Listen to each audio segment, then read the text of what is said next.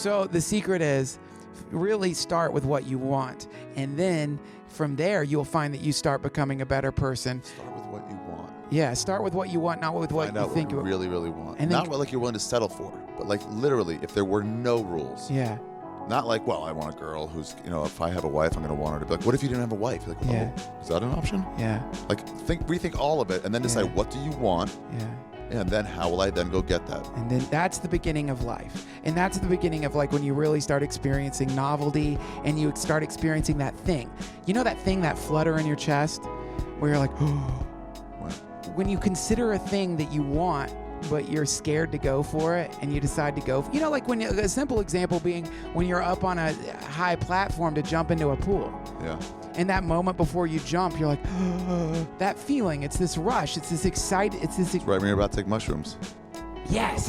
Fuck. Yeah, or it's right when you're about to try to kiss the girl. It's right when you're about to try to kiss the girl. Oh, that's a flutter. Like, yeah, that flutter is how you know you're knocking on the door of success. That flutter is how you know that you're knocking on the door of novelty, because that flutter means you're outside your comfort. A new place. Yes. It's not like when you kiss a girl that you've already kissed 50 times. Yeah. There's no flutter then. It's when the first time. Woo! There's nothing like that feeling. You're leaving your comfort zone. You're leaving your comfort zone, and people will spend their entire lives trying to avoid that. Trying to avoid the flutter. Yeah, trying to avoid. Don't avoid the flutter.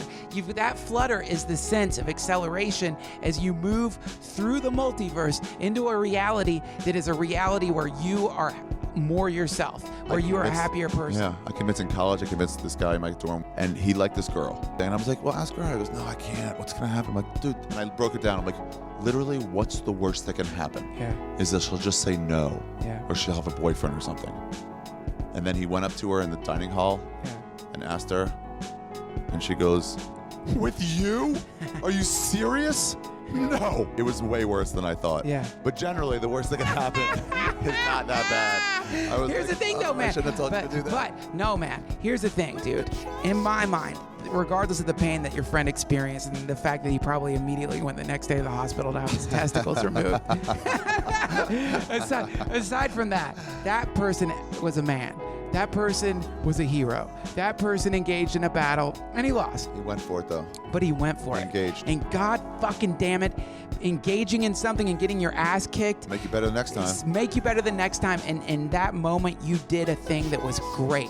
You did a thing that was not mediocre. Because if you conquer your fear and go for it, you are not being mediocre in that moment. Mediocrity is always based on not taking chances.